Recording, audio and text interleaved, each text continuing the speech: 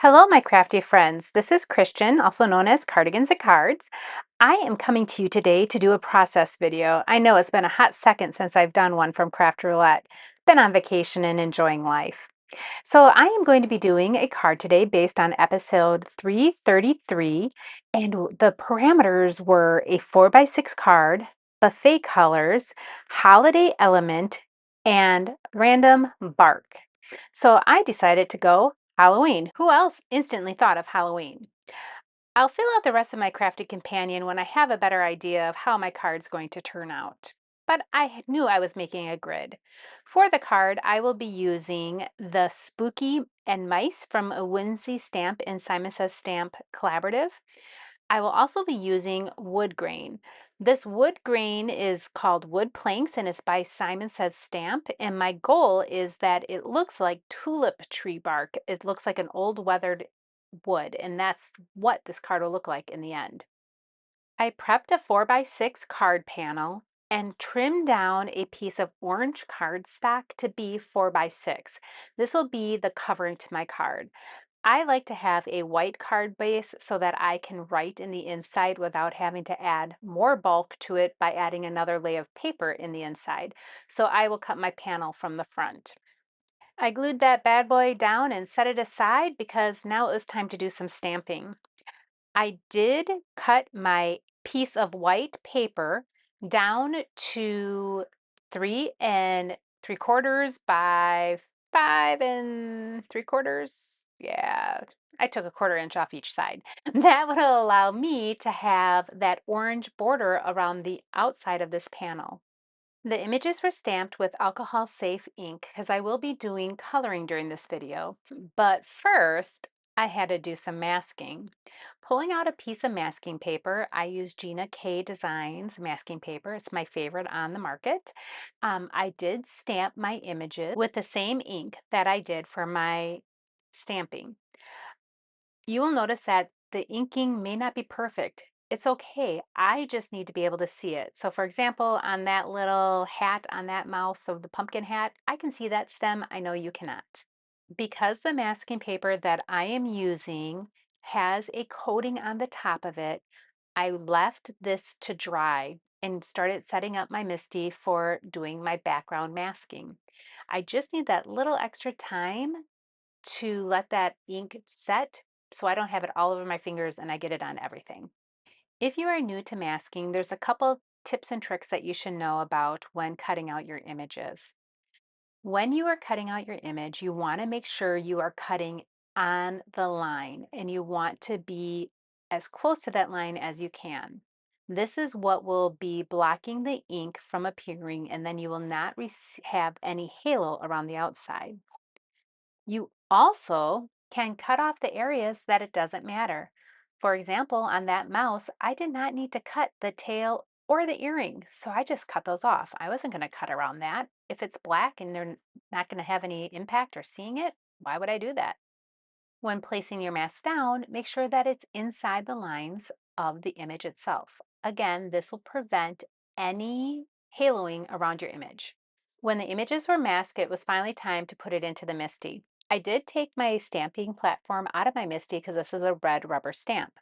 To make sure that my little piece of paper would not move around on me, I did put a little sticky tape on the back of it to hold it in place. I also then proceeded to attempt to stamp in black when I didn't really want to do that. So, a little cleanup. You got to do what you got to do. Make it right. With the purple ink in place, it was now time to stamp. Because I have the masks on my paper, they are covering the images. So I don't care that there's purple on those little mice. That's okay. It's all around that area. Before moving on the card, here's your public service announcement. Please clean your sticky mat.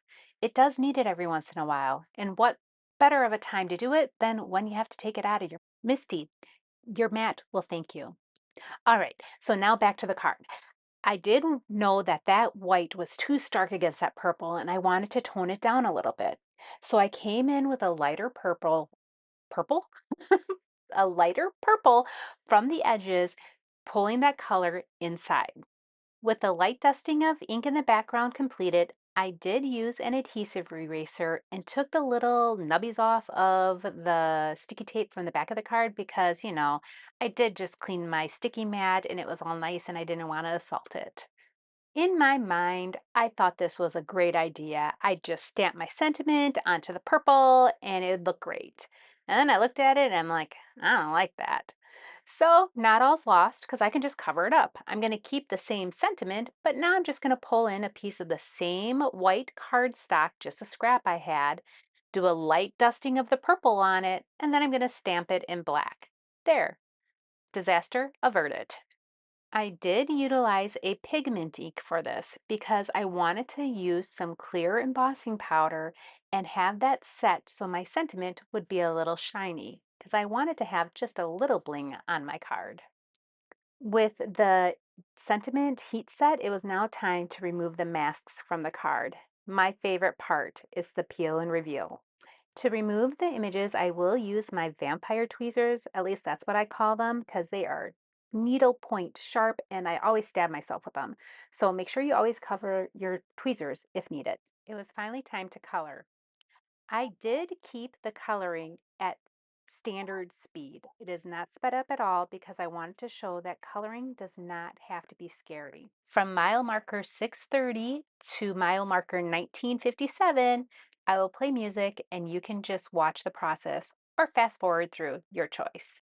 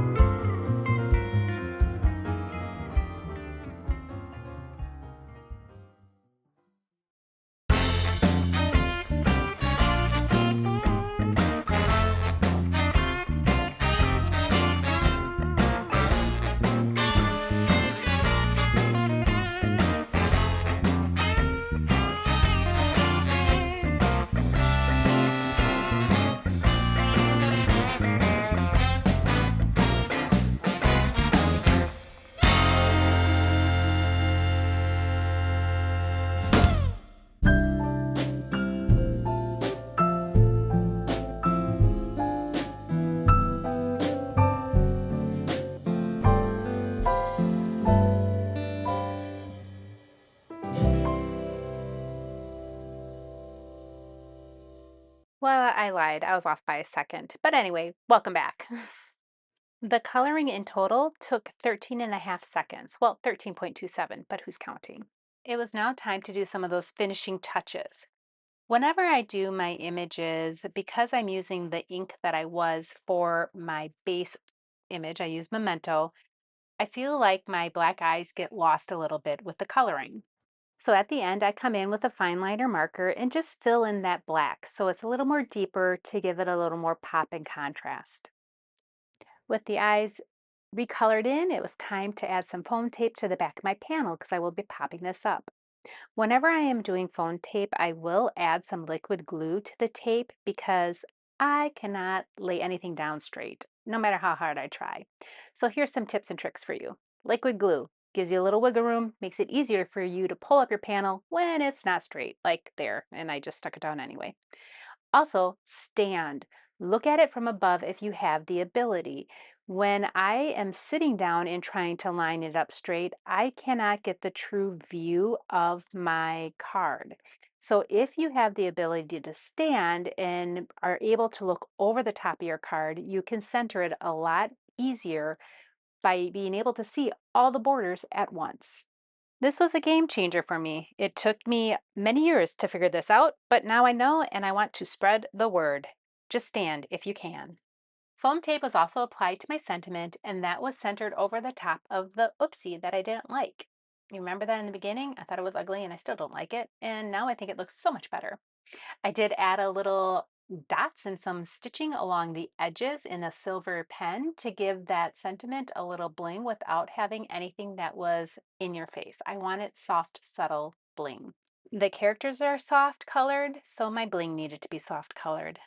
I then went in with a white gel pen and added some accents to make my characters come to life and have more dimension and texture. This included adding white to the white part of the eye that was originally left empty on the stamp, just to freshen it up a little bit. My card was complete. It was now time to take out my crafty companion and see how I did. All right, so I was going over the parameters. Let's see, they said I had to have a project, my buffet colors. I'll go over that in a hot second. My holiday and bark. Okay, I think I got it. First up, 4x6 card. Yes, I laid it out in a grid pattern. Then I have my holiday as Halloween. Check. My bark, this sure does look like tulip bark. And then finally, my buffet colors. I have oranges and grapes and silverware and cherries and bread. I think I have a success. Card, 4x6, check. Buffet colors, check. I have tulip tree bark, check. And I have holiday, check. I have succeeded once more against Mr. Wheel. Thanks for coming along on this adventure with me. If you like these videos, click the like and subscribe button.